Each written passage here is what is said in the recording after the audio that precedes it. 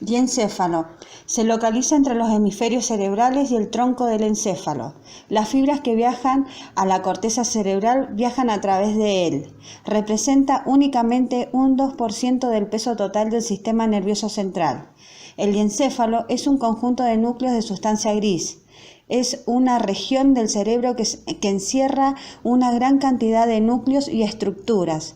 Contiene fascículos de sustancia blanca que establecen múltiples conexiones con distintas partes del cerebro. Esta región del cerebro es la continuación del mesencéfalo. Se relacionan con el control de la vida emocional, así como la transmisión y el procesamiento de información instintiva y vegetativa. Sus componentes de arriba a abajo, estos son hipotálamo, epitálamo, tálamo y subtálamo.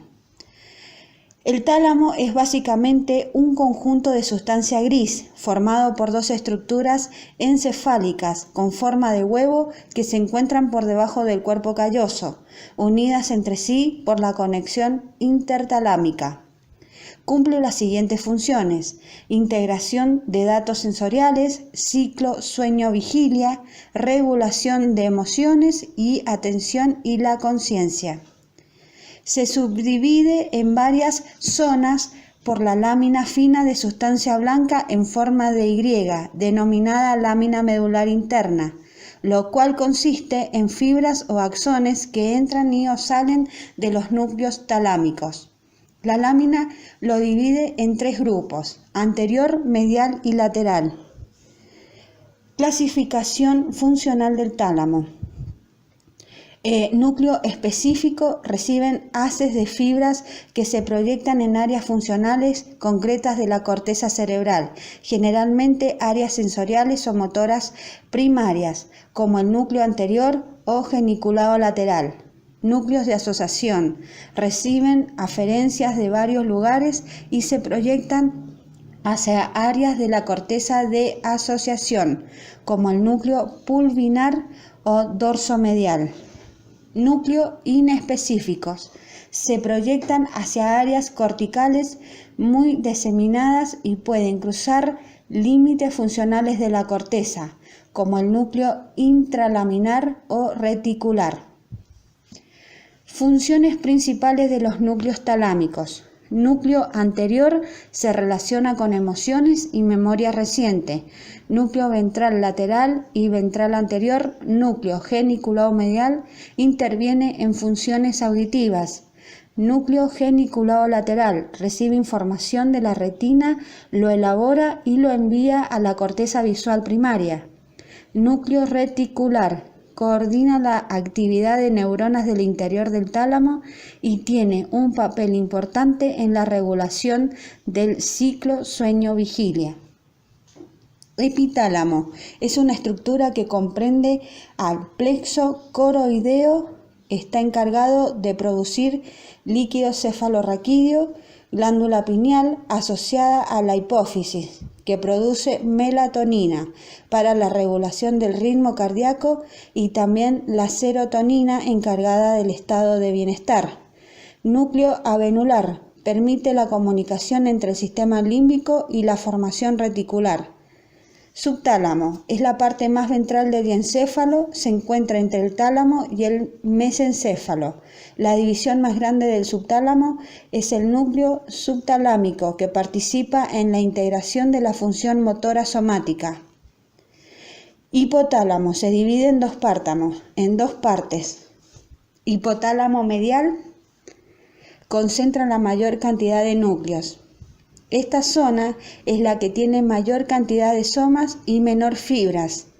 Hipotálamo lateral: es pobre en somas neuronales y rico en fibras. Los elementos que separan al hipotálamo medial del lateral son las columnas del fornix y el fascículo mamilotalámico. Características: es un núcleo esencialmente sensitivo. Participa en dos grandes grupos de sensaciones.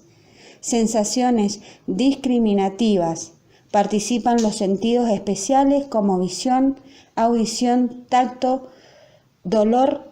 Sensaciones afectivas: Participan los núcleos torso-mediano, anterior y reticulares. Las funciones.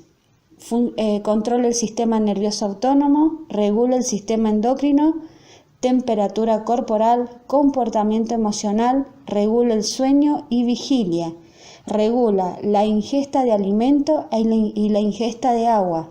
Regulación de la diuresis, generación y regulación del ciclo cardíaco. Núcleos hipotalámicos. Núcleos laterales.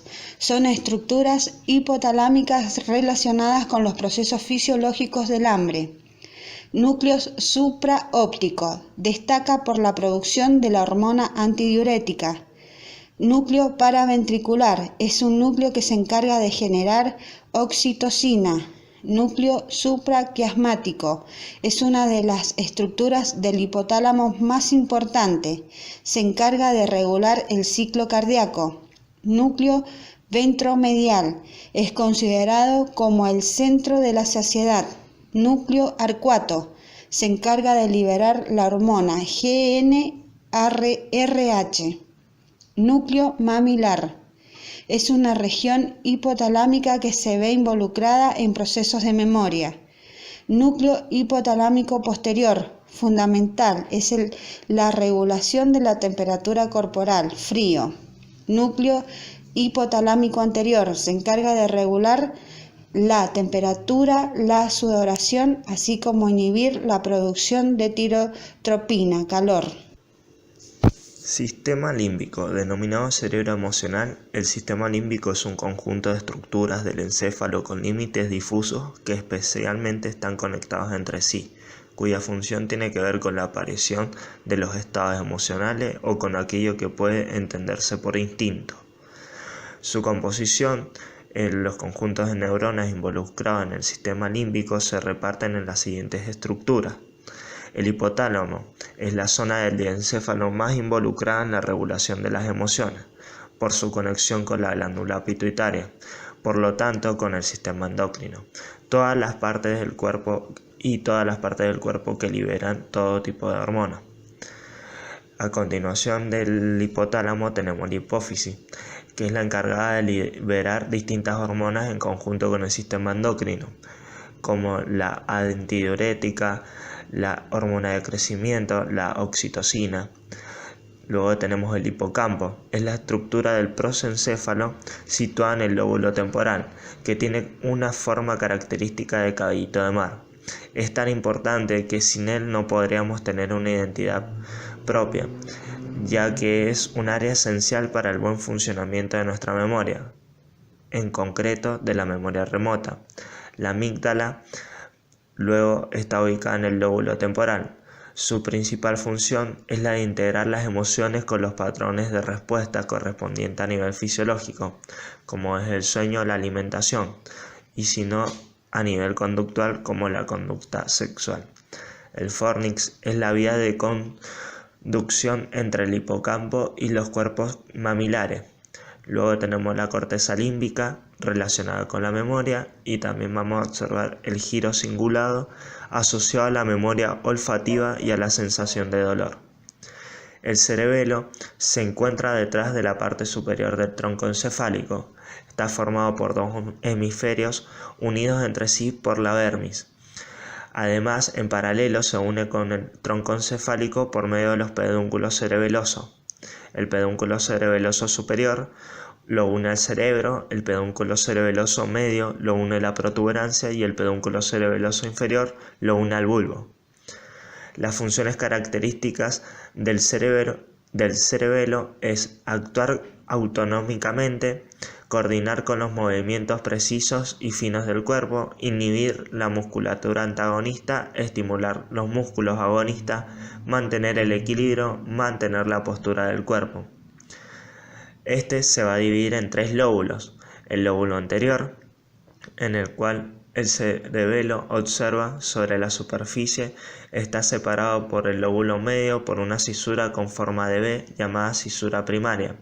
Luego tenemos el lóbulo medio, también conocido como lóbulo posterior. Es la parte más grande del cerebelo y se ubica entre las cisuras primarias y uvulo nodular. El lóbulo floculonodular se ubica entre la cisura floconodular. Funcionalmente se divide también en tres. El arquicerebelo, relacionado con el equilibrio y movimientos oculares, en donde las aferencias provienen de los núcleos vestibulares, el ganglio vestibular del oído interno. Sus fibras entran en los pedúnculos cerebelosos inferiores, terminan como fibras musgosas. Estas llegan al núcleo del fastigio, pero también muchas llegan directamente al núcleo vestibular lateral e inferior. El paliocerebelo, función es coordinar el tono muscular y los movimientos asociados a la postura y locomoción. Las aferencias provienen de la piel y fascia superficial, el tronco y extremidad inferior y los músculos del cuello. También tenemos el neocerebelo, en donde sus funciones es la armonía, la coordinación y la maestría de los movimientos. Sus aferencias provienen de las vías de los núcleos potinos, de la vía del núcleo olivar inferior y la vía de formación reticular. Además, la composición interna del cerebelo, observamos la sustancia gris periférica denominada corteza cerebelosa, compuesta por tres capas plegadas y uniformes, las cuales son la capa molecular, la capa de células de Purkinje, la capa granular. La sustancia gris central, denominada núcleos profundos, los cuales son 8, 4 por cada hemisferio, se ubican de medial a lateral. Tenemos en primer lugar el núcleo fastigial, el cual es el núcleo del centro, ubicado medial en el espesor de la vermis cerebral. Son dos, uno de cada lado. Sus aferencias son fibras arquicerebelares encargadas de controlar el equilibrio. Luego tenemos el núcleo globoso. Se encuentra lateral al núcleo fastigial, en forma de C en sentido anteposterior. Sus aferencias son fibras paliocerebelares. El núcleo emboliforme se ubica lateral al núcleo globoso. Hace las veces del émbolo sobre el núcleo dentado. Sus aferencias son paliocerebelares. Y el núcleo dentado es lateral al núcleo emboliforme. Es más desarrollado. Sus aferencias son fibras neocerebelares. Por último, la sustancia blanca está compuesta como fibras que llegan del cerebelo y se dividen en tres grupos: fibras trepadoras, las fibras musgosas y las fibras multilaminadas.